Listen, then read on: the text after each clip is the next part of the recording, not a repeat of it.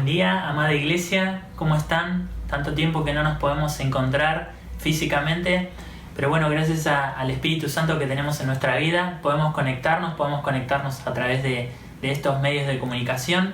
Y bueno, quería que hoy vamos a tener un momento de encuentro con Dios, que te sientas bienvenido, que puedas sentirte parte, que esto lo hacemos para que nos haga bien a todos. Y si es la primera vez que te conectás, quería invitarte a que puedas conocer a este Dios que conocemos nosotros, que nos hace tanto bien, y sabemos que Él tiene una palabra de bendición para tu vida, como lo tiene para nosotros.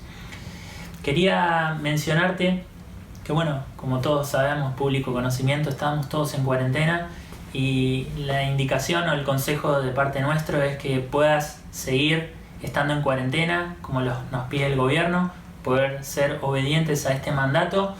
Y si tenés que salir, que lo hagas por cosas muy puntuales, muy específicas, que sea de máxima urgencia, y que si tenés que salir a comprar o hacer diferentes cuestiones, que puedas seguir las normas que nos están pidiendo: usar el tapaboca, higienizarte, lavarte las manos, estos cuidados, el distanciamiento social, todas estas cosas que ya sabemos que es de público conocimiento, pero no están de más repetirlas.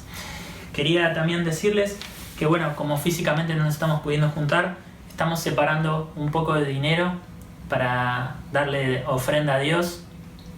Como te dije, si es la primera vez que te conectás, no es necesario que vos separes dinero. Esto lo hacemos las personas que pertenecemos a la iglesia, lo hacemos como un acto de adoración, como algo que le entregamos a Dios, porque creemos que todo lo que tenemos viene de Él. Entonces sentimos como que tenemos que también ofrendarle algo a Él. Así que no te sientas obligado, pero los que somos de la iglesia podemos ir separando, y el día que nos volvamos a reencontrar, que lo estamos anhelando todos, que podamos entregar esto en las ofrendas.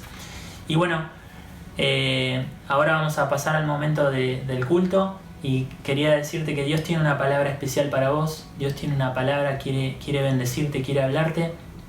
Y sé que la distancia nos juega una mala pasada, pero como en la iglesia primitiva, cada uno estaban reunidos en sus casas y el Espíritu Santo era el que obraba en medio de ellos. Así que la consigna es que hoy puedas acercarte a Dios desde tu casa, y que todos podamos tener un mismo corazón y un mismo sentir. Así que los dejo con lo que sigue.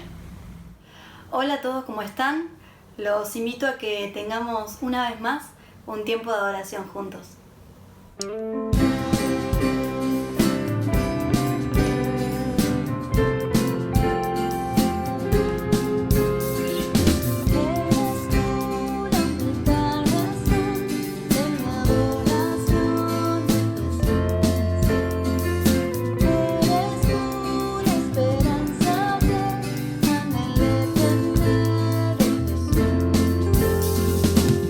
Confía en ti, me has ayudado.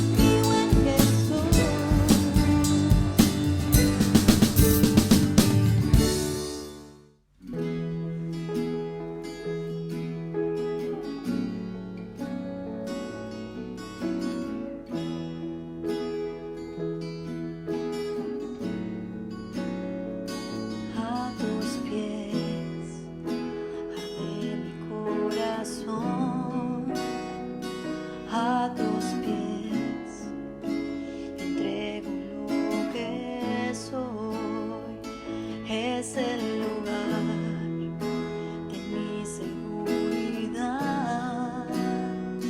donde nadie me puede señalar.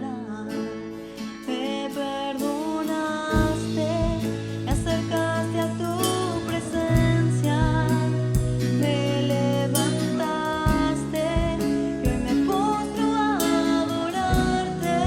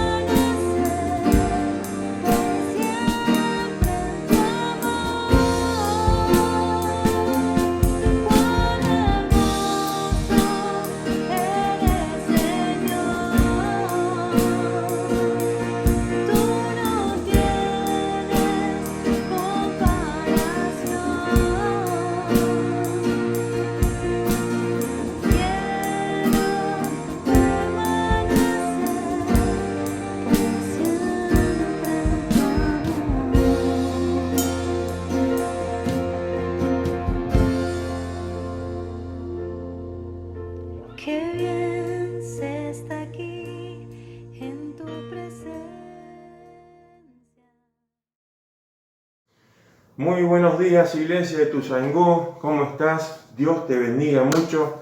Realmente es un gozo encontrarme con vos en esta mañana.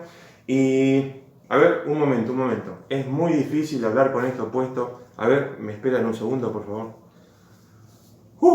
Ahí está, se me empañan los lentes. Bueno, pero esto cuando salgas a la calle tenés que usarlo. Ahora, por fines prácticos y para predicar, me lo voy a sacar dentro de casa. Pero bueno, no te olvides, es muy importante. ¿Cómo estás?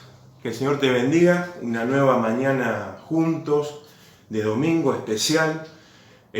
Por más que estemos a la distancia, sabemos que el Señor, su Espíritu nos une, su palabra nos une, el tiempo de adoración, de oración, de comunión durante la semana. Sabemos que estamos realmente unidos en el Espíritu Santo.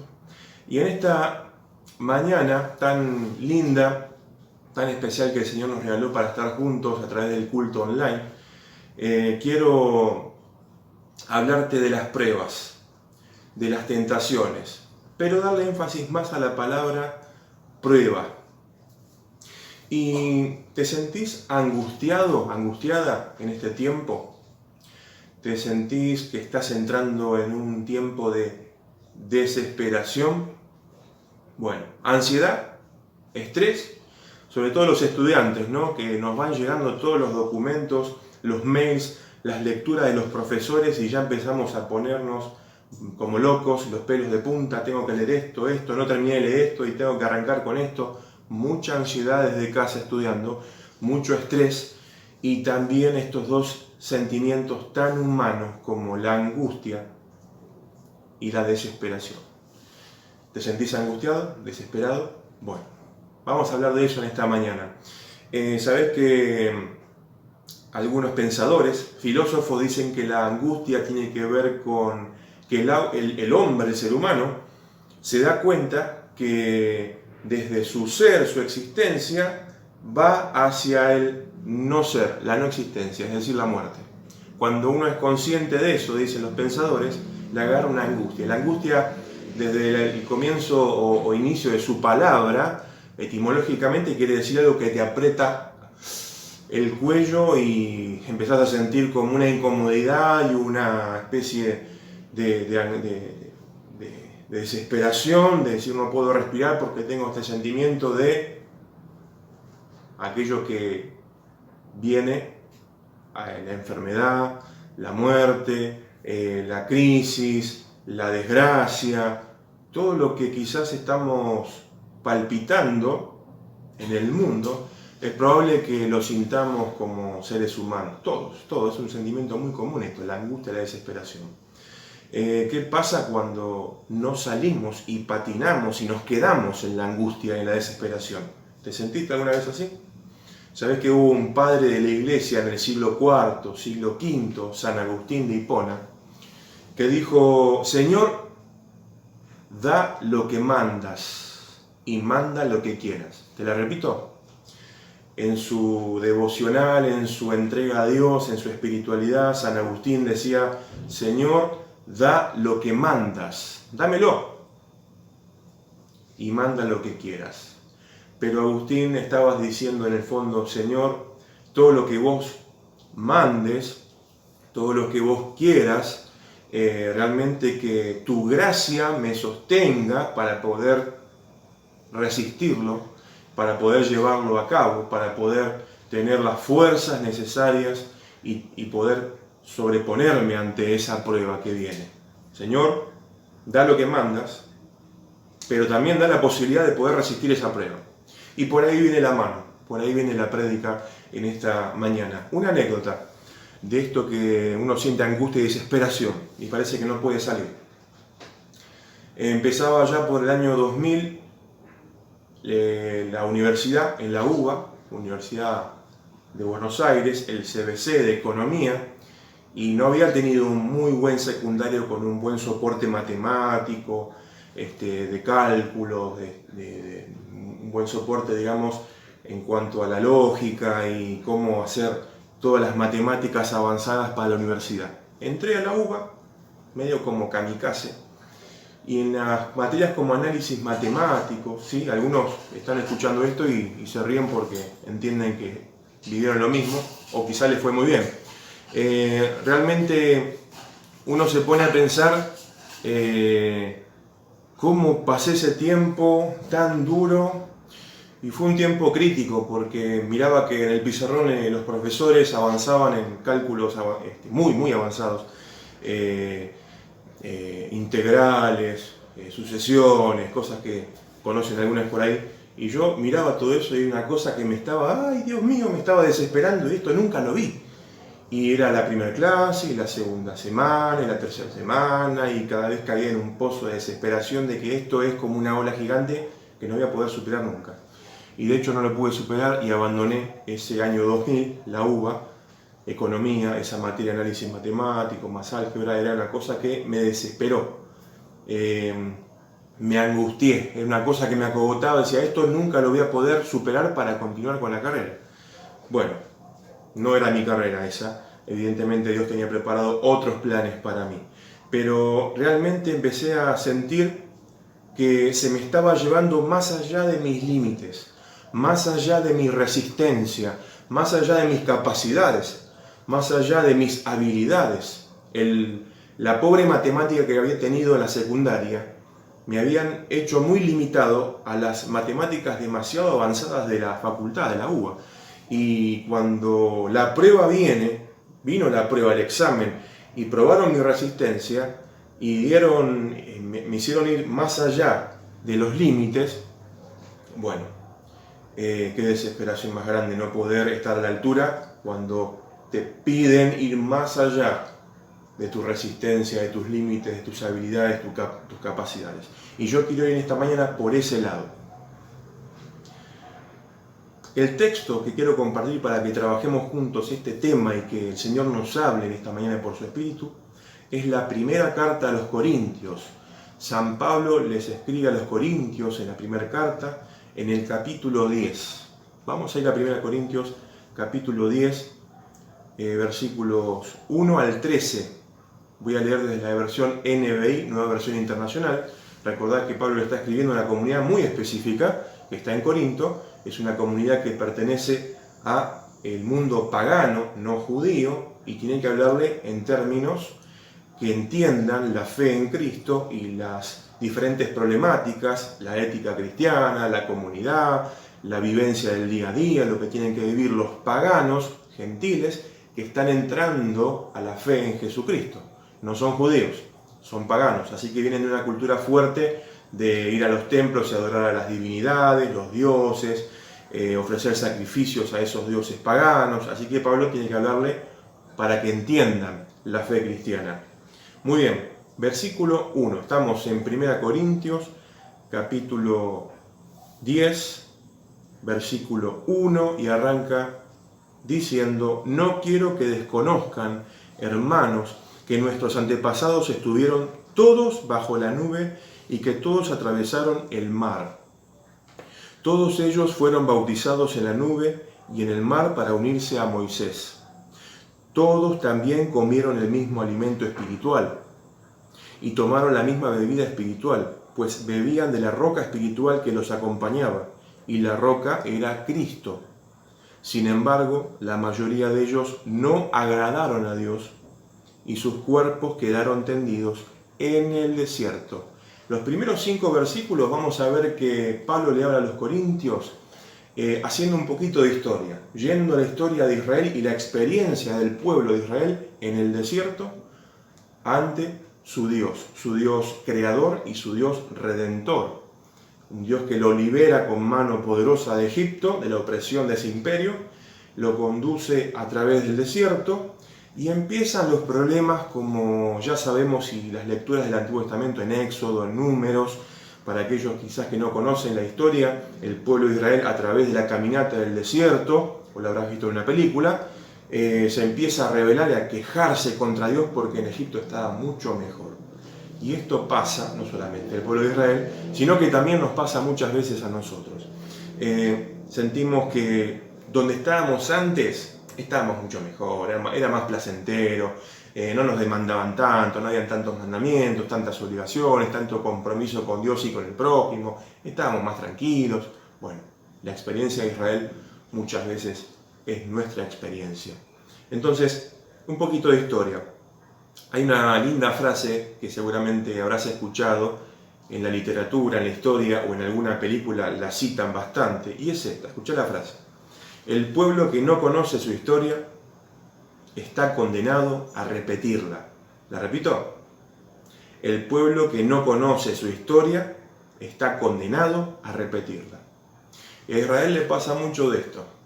Si no revisa su historia y sus rebeliones, idolatrías, sus pecados históricos, si no los revisa, corre el peligro de volver a repetirlos y caer nuevamente en desgracia, en desesperación, en angustia. Porque lo único que lo sostiene Israel es su Dios. Pero muchas veces se desvía este pueblo y se va tras caminos extraños, ajenos.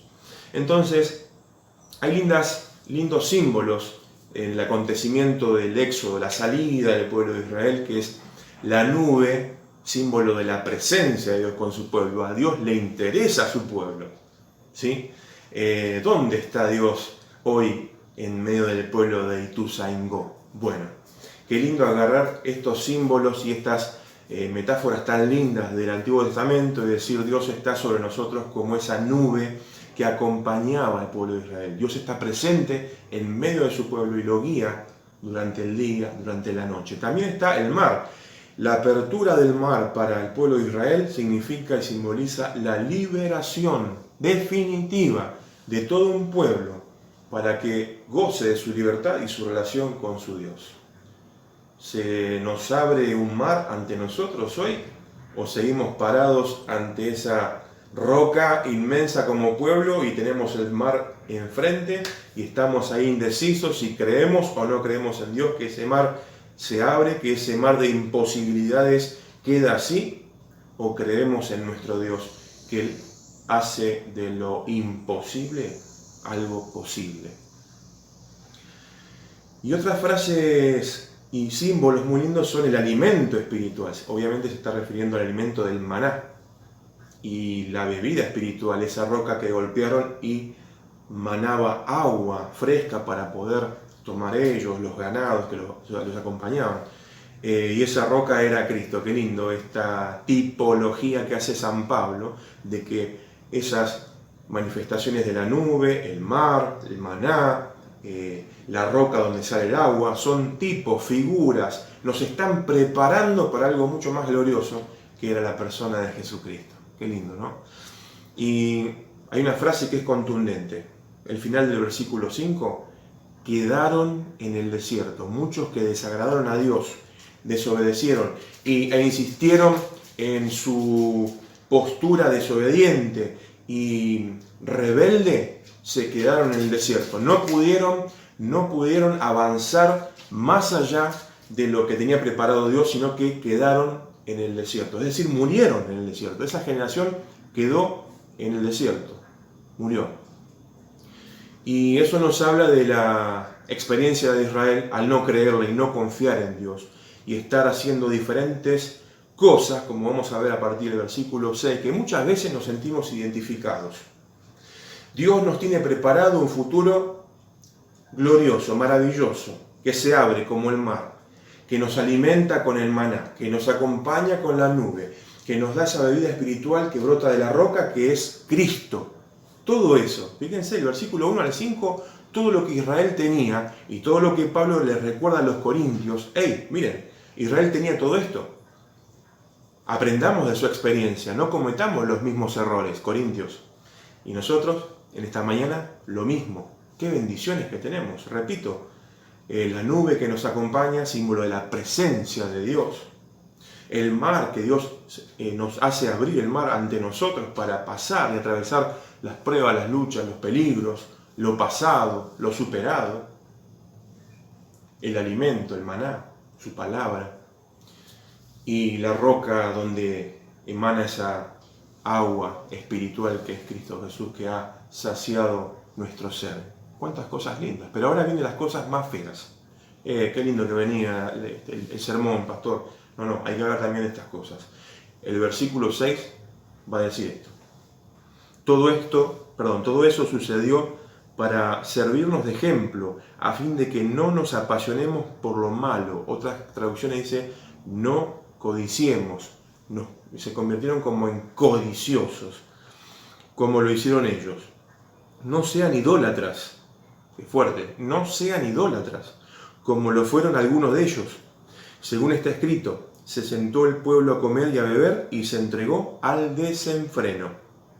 No cometamos inmoralidad sexual. Otras traducciones dice fornicación, como algunos lo hicieron, por lo que en un solo día perecieron 23.000. Qué texto duro, ¿eh? Versículo 9, tampoco pongamos a prueba al Señor, como lo hicieron algunos y murieron víctimas de las serpientes. Ni murmuren contra Dios, como lo hicieron algunos y sucumbieron a manos del ángel destructor. Bueno, es un texto muy fuerte que Pablo le escribe a los corintios, recordando todo lo que le pasó a Israel al tener estas diferentes actitudes. Y repasemos las actitudes porque pueden ser actitudes nuestras en este tiempo de desierto, de prueba, de atravesar una crisis juntos como pueblo. Número 1, ser codiciosos, es decir, apasionarnos, decía el texto en la NBI, por lo malo. Y muchas veces nos encontramos codiciando cosas que eran de nuestro pasado, cuando Dios tiene las bendiciones puestas delante nuestro. Nosotros, en vez de estar pensando en las bendiciones de Dios en medio de la crisis nos hace pensar, y la desesperación y la angustia nos hace pensar, mejor estaba antes, cuando tenía tal cosa, cuando hacía tal cosa, cuando creía en tal otra cosa. No codiciemos, porque fíjense cómo les fue a Israel. La advertencia a los corintios, la advertencia a nosotros en esta mañana. Estás codiciando algo y te estás perdiendo lo que viene de parte de Dios. No te frenes en esa codicia. Idólatras. Bueno, es la historia de Israel. Siempre que Dios los llamaba a través de sus profetas, ellos se iban tras los dioses paganos, las divinidades cananeas. Los cultos parece que eran mucho más divertidos porque tenían connotación sexual. Y Israel tiene esa cosa de idolatría continuamente, ¿no? O al revés, me gustan las cosas que hay en otros cultos y las traigo para el culto que le brindamos a Yahvé, Jehová, Dios de Israel. Gravísimo eso, traernos cosas ajenas a los principios bíblicos, a los principios éticos, a los principios de Jesucristo, y traer y mechar y mezclar cosas en nuestros cultos. Eso nos puede pasar igual que a Israel. Así que tengamos cuidado también. La palabra inmoralidad sexual, fornicación, porneia, de ahí viene la palabra pornografía, es decir, los cultos paganos, idólatras a otras divinidades. Esos cultos siempre ha habido un elemento de sexualidad, de que el sacerdote tenía, o el que llevaba la ofrenda, tenía relaciones sexuales con la prostituta sagrada delante de todo el mundo. Y eso era como un culto a los dioses de la fertilidad. Si mantenían relaciones sexuales ahí en el altar, entonces nos asegurábamos que las cosechas nos diesen todos los frutos que necesitamos durante el año. Fíjense, Israel, el Dios de Israel, les da a través de Moisés una ley que dice: ustedes no van a hacer eso, ustedes van a ser un pueblo diferente. Y no me traigan nada de esas cosas al culto del templo en Jerusalén. Qué fuerte esta palabra, ¿no? A veces nos limitamos solamente a la inmoralidad sexual, a la fornicación, a la cuestión cotidiana hoy de las relaciones entre la pareja. Ojo, la fornicación en bíblica está ligada, muy ligada al culto. La fornicación siempre está ligada a la idolatría. Acuérdense de Oseas. Dios se siente que Israel se ha ido con otro esposo, se ha ido con otros dioses paganos. Y Dios se queda ahí esperando como diciendo: yo soy tu esposo, yo te liberé, yo te compré, yo te redimí, ¿qué haces con otro? Entonces la fornicación en estos textos de Corintios o en el Antiguo Testamento siempre está ligada a un sentido de idolatría, fornicar con los ídolos, participar de esos cultos con una fuerte connotación de inmoralidad sexual. ¿Qué ídolos tenemos nosotros hoy? Es la pregunta que tenemos que hacernos, porque todo esto, nuestros templos, nuestros cultos, no lo hacemos, gracias a Dios. Pero sí tenemos que hacer el ejercicio como creyentes, como lectores de la Escritura, de decir, bueno, pensemos, ¿qué ídolos nos están dominando? ¿Qué cosas se están convirtiendo y los estamos convirtiendo nosotros en Dios? Dios hay uno solo, Dios es único y Dios no se deja manejar y manipular por nadie. Si lo hacemos, no es Dios. Podemos convertir en ídolo al dinero, el mercado puede ser un ídolo, el trabajo, alguna ideología política, filosófica, lo podemos poner en categoría de ídolo y la elevamos a un pedestal y le pasamos el plumero y decimos, este es mi ídolo. Cualquier cosa se puede convertir en ídolo en nuestra vida. Cuidado. Y cuidado con convertir a Dios en ídolo. Eso es uno de los grandes pecados que tenemos como pueblo, de convertir al Dios todopoderoso, libre, soberano, en un ídolo que yo puedo manipular y traer de acá para allá y que me cumpla todos mis deseos y mis caprichos. Dios no es un ídolo. No convirtamos a Dios en un ídolo. Cuidado. Y no pongamos a nada y a nadie como ídolo sobre nuestro Dios. Otra cosa, otra falencia que tenemos como creyentes, seres humanos. Nos pasa. Tengamos cuidado. Hay algo muy lindo del texto que estaba descubriendo cuando estudiaba el pasaje. Tentar al Señor. Ellos tentaron al Señor. En la traducción del griego dice tentar a Cristo. Corintios, no tienten, no prueben a Cristo, como ellos tentaron seguramente en el desierto al Dios de Israel. Fíjense qué comparación. Tentar al Dios de Israel en el desierto de Israel. Corintios, ojo, cuidado, no prueben ni tienten a Cristo. Y hay algo muy lindo detrás del texto, es lo que te quería decir. La palabra tentar, probar, en el trasfondo de la palabra griega tiene que ver con probar a Cristo más allá de los límites que Él nos propuso desde el Evangelio, el amor, la misericordia, la relación con Dios. ¿Sí? Pensá en todas las cosas que podemos nosotros torcer el brazo al Señor, manipularlo, transgredir los límites que Él nos puso para nuestra salvación, salud, espiritualidad sana, profunda, madura.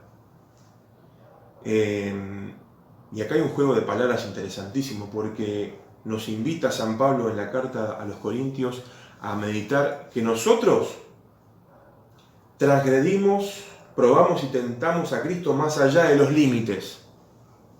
Pero nos vamos a dar cuenta que cuando viene la prueba, donde nos fortalece, nos madura, nos hace crecer, nunca el Señor va a permitir que esa prueba transgreda los límites de nuestras capacidades, habilidades, dones, resistencia, como me pasaba a mí, ¿te acordás en el año 2000 que te contaba al principio? Que a eso la verdad que me saturaba y no podía ir más allá de esas capacidades matemáticas. Y me tuve que retirar desesperado y angustiado de ese lugar. Bueno, nosotros a veces probamos a Cristo, al Señor, según el texto, más allá de los límites que Dios ya puso. Pero Él, hacia nosotros, nunca nos va a probar más allá de nuestros límites, nuestras capacidades, nuestra resistencia. ¿Para qué? Para que nunca caigamos en angustia ni en desesperación de decir, no puedo salir de esta, no puedo salir y no puedo salir, sino que Dios, en la prueba, en la lucha, vamos a ver al final del pasaje, que llega hasta antes del límite, nunca después del límite, porque si no, qué triste sería ese sentir de que un Dios que nos deja librados a la desesperación y la angustia. Qué triste sería. Pero Dios no es así. Nosotros somos así. Que presionamos y vamos más allá de lo que Dios nos ha dicho hasta acá. Ya lo vamos a seguir desarrollando en unos minutos. Quiero cerrar esta parte hablando de los murmuradores. Y la palabra griega de fondo es muy linda porque remite al sonido, a la onomatopeya de las palomas. Ese gru gru, ¿sí? De las palomas. A alguno le va a salir mucho mejor el sonido que a mí. Que tiene que ver con la murmuración. Con alguien que vos estás hablando, discutiendo, debatiendo y se va caminando, hablando bajito, hablando mal de vos, ¿no? O alguien murmurando por lo bajo, criticando y destruyendo con su lengua a otra persona, a otro grupo de personas. Cuidado, porque eso hizo Israel en el desierto y le fue mal. Cuidado, corintios, no murmuren. Cuidado, Ituzaingó. Cuidado, pastor. No murmuremos, porque eso es motivo de tropiezo, escándalo, de catástrofe como comunidad de fe que tratamos y estamos trabajando en este tiempo a la distancia para estar lo más unidos posible, lo más cerquita posible a través de estos medios. Y si empezamos a murmurar como Israel, qué problema más grande la murmuración dentro de la congregación. A veces nos enfocamos y visualizamos pecados mucho más visibles, como los pecados sexuales, por ejemplo. Son como los que los tenemos jerarquizados allá arriba, hay una vitrina, los tenemos señalados. Pero la murmuración que está como más escondidita, más solapada, destruye iglesias enteras. Cuidado, cuidado con la murmuración. Cuidado, entre todos, cuidémonos, ¿sí? De la murmuración. Y los versículos 11 al 13 dice así, mirá. Todo eso le sucedió para servir de ejemplo y quedó escrito para advertencia nuestra, pues a nosotros nos ha llegado el fin de los tiempos. Por lo tanto, si alguien piensa que está firme, tenga cuidado de no caer. El que piensa que está firme, tenga cuidado de no caer. Ustedes no han sufrido ninguna tentación que no sea común al género humano. Pero Dios es fiel. ¿Lo podrías decir conmigo esta mañana? Pero Dios es fiel. Y no permitirá que ustedes sean tentados más allá de lo que puedan aguantar. Más bien, cuando llegue la tentación, Él les dará también una salida a fin de que puedan resistir. Cuántas palabras maravillosas en este pasaje, por favor, qué belleza. Primero, las cosas que está escribiendo el apóstol Pablo y las cosas que se escribieron en el Antiguo Testamento sobre Israel, se escribieron para nuestra enseñanza, para decirnos, hey, cuidado, mirá lo que les pasó. Corintios, cuidado. Advertencia, tarjeta amarilla, cuidado. Amonestación, cuidado. Estás resbalando, estás en el borde, cuidado. Iglesia de Ituzaingó, tengamos cuidado. Estas cosas que se escriben en la palabra, en la escritura, sobre todo los textos del Antiguo Testamento, se escriben para nuestra enseñanza.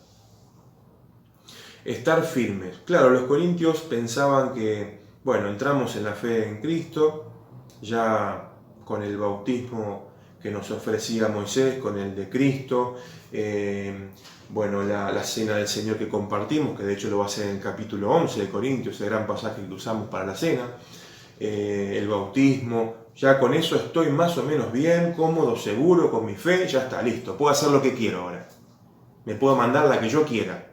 No, de eso no se trata la libertad que nos da el Evangelio, la libertad que nos da Cristo, sino que la libertad que nos trae Cristo conlleva una responsabilidad ante la presencia de Dios.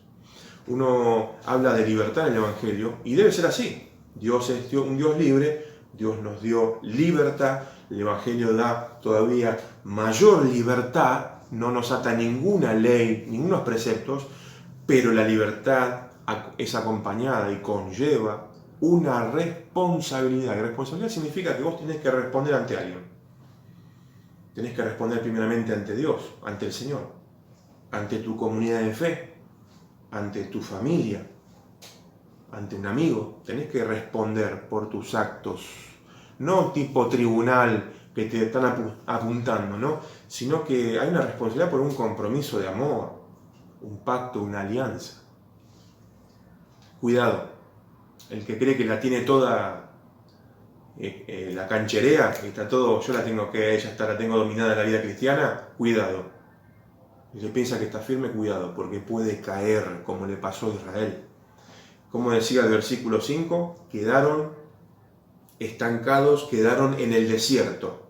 Ahí, que no nos pase lo mismo al pensar, yo estoy seguro, soy autosuficiente, la tengo reclara. Cuidado, podemos caer. Y estas pruebas, esa prueba y tentación de la codicia, la idolatría, la fornicación, la tentación, la murmuración, no son pruebas alienígenas, extraterrestres que no vienen de otro planeta. No. Son pruebas y tentaciones bien humanas que le pasa a todo el mundo. Por eso el texto decía, es común a todo el género humano. Es común a vos y es común a mí. Todos somos probados y tentados por estas cosas. Por eso, si nos quedamos ahí, solamente en ese escalón, podemos vivir y experimentar dentro nuestro angustia y desesperación. Pero Dios da una salida en la prueba. Dios da una salida en la pandemia, en la cuarentena, en el aislamiento, en estar en casa y tener que hacer todo desde casa o salir limitadamente con un barbijo. Dios da la salida a la prueba. Si no, quedaríamos estancados en la desesperación, en la angustia. Quedaríamos como sin aire. Hay una palabra muy linda ahí, en un pasaje, en un versículo, que es el versículo final, cuando dice, Él les dará también una salida. Y el verbo en realidad no es dará. Varias traducciones estuve leyendo, dice dará. En realidad el verbo de fondo es poieo, poesía, poeta, hacer algo de la nada. El poeta cuando se pone a escribir y le vienen esos versos maravillosos, crea, se inspira de la nada. Le vienen cosas maravillosas y uno lee después y ¡wow! ¡Qué inspiración! Porque poieo es el verbo que se utiliza en el Antiguo Testamento para decir que Dios crea el universo, la creación, el cosmos, de la nada, del caos. Bueno, Dios puede crear hoy, como dice el texto en Corintios, una salida, un escape ante la prueba que estamos viviendo. Solamente Dios puede hacerlo en tu vida. Solamente Dios puede hacerlo en mi vida. Este Dios extraordinario, maravilloso, amoroso, es el único que puede crear en medio de la crisis, de la prueba, una salida. Él va a dar la salida para que no caigamos en la desesperación y en la angustia.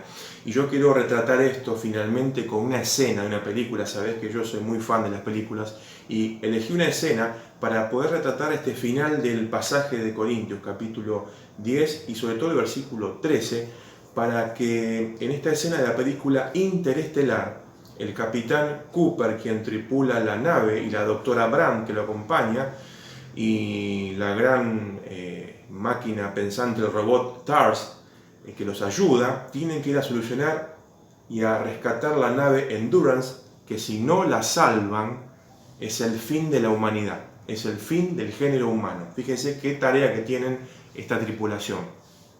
Bueno, lo que a mí me conmueve de la escena es que pensar en la resistencia de esa nave, en la capacidad del piloto de Cooper, en la capacidad de la astrofísica y la ciencia de la doctora Brown y la mano grande que les da TARS desde los cálculos que realiza la computadora. Todo eso está llevado al límite de sus capacidades y habilidades para ir a rescatar el módulo, la nave Endurance, para salvar a la humanidad. Te dejo con esta escena para que medites y pienses y después volvemos para hacer el cierre.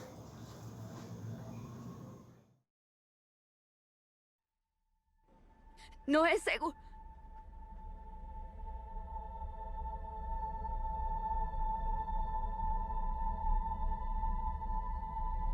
No puede ser.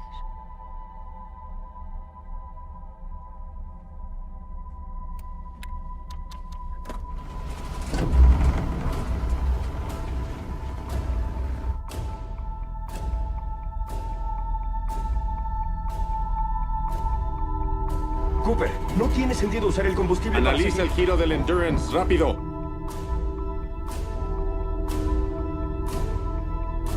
Cooper, ¿qué haces? Acoplando.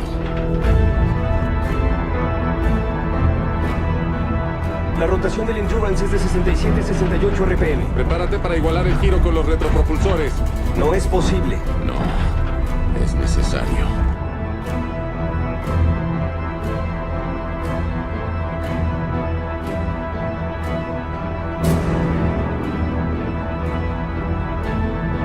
El Endurance va hacia la estratosfera.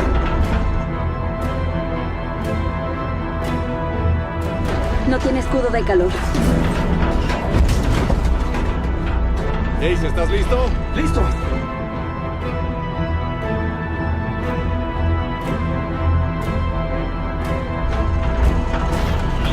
Cooper, no es momento para precaución. Casey, me desmayo. Toma el control. Stars, listo para activar el mecanismo de acoplamiento.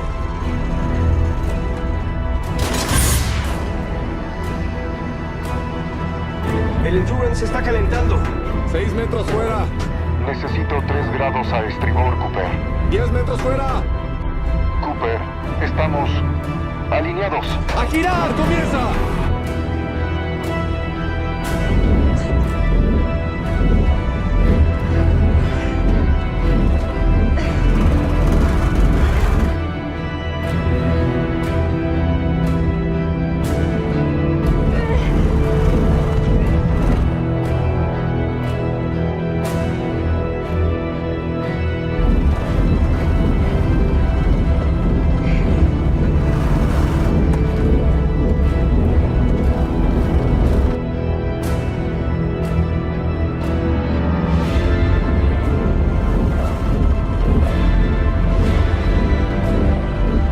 ¿Qué espera, Stars?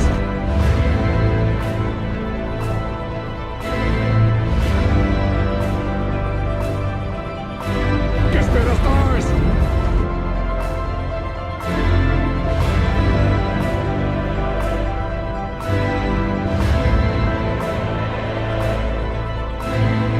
Estamos acoplados, Cooper. ¡Bien! ¡Frenando!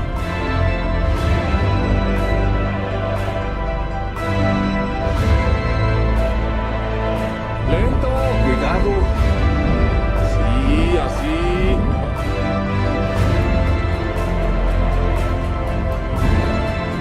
¡Retropropulsores!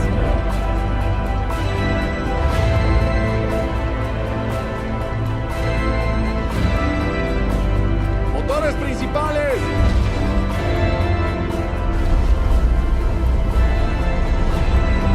¡Abandonando la órbita! Tú puedes, mi amor.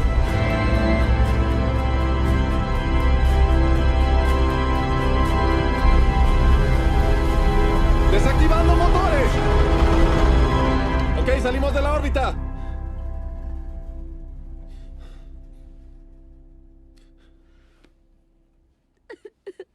Ok. Y para nuestro siguiente truco. Qué fuerte escena, ¿verdad? Un poco es una metáfora desde el cine para hablar del pasaje de hoy. Y esa nave puede ser nuestras vidas, puede ser el pueblo de Dios, el pueblo de Ituzaingó, las personas, la humanidad, que están muchas veces siendo probadas hasta su límite de las capacidades, habilidades, de su resistencia. Fíjate cómo se mueve la nave y cómo la fuerza G lo lleva hasta el límite. La doctora Brown se desmaya por la fuerza que está recibiendo. Cooper, un piloto experimentado, casi que se desmaya, pero no. Y la mano que le da el robot para alinear el acoplamiento de la nave. Bueno, todo esto para decirte con esta escena que una cosa es la prueba que estamos viviendo, fuerte, dura, y otra cosa es también, y que tiene que estar presente, y está presente, es la gracia de Dios sobre nuestras vidas para poder soportar la prueba que estamos viviendo, que estás viviendo. ¿Para qué? Para lo que te dije al principio de la prédica, y fue como un hilo conductor, para que no caigamos en la desesperación, para que no caigamos en la angustia, para que no caigamos para siempre y nos quedemos como el pueblo de Israel, esa generación enterrada en el desierto. No queremos hacer eso. No queremos ser ellos. Queremos aferrarnos a la gracia de Dios, sabiendo que este Dios que nos acompaña en la prueba que está viviendo todo el género humano, no va a llevarnos más allá de nuestros límites. La nave tiene una cierta capacidad, resistencia, está el piloto adiestrado, la doctora con sus cálculos, el robot, todo está listo para ir y llevarnos hasta el límite. Pero la gracia de Dios nos sostiene a todos nosotros para que no excedamos ese límite de lo que podamos resistir. Acordate del pasaje final, te lo leo porque es monumental. Y cerramos con esto. Ustedes no han sufrido ninguna tentación que no sea común al género humano. Pero Dios es fiel. Dios es fiel. Y no permitirá que ustedes sean tentados, probados, más allá de lo que puedan aguantar, resistir. Más bien, cuando llegue la tentación, este tiempo, Él les hará también una salida a fin de que puedan resistir.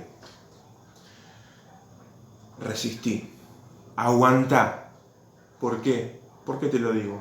Porque la gracia de Dios te está sosteniendo, te está soportando, te está dando las fuerzas. No caigas en desesperación, no caigas en angustia, no lo permitas. Dios no lo permite. Dios te sostiene con su gracia. ¿Qué te parece si todos juntos como comunidad de fe oramos al Señor para que esta palabra, estas letras que Pablo le escribe a Corinto, podamos vivirlas nosotros en este tiempo de pandemia, de prueba, de crisis? Oremos juntos al Señor.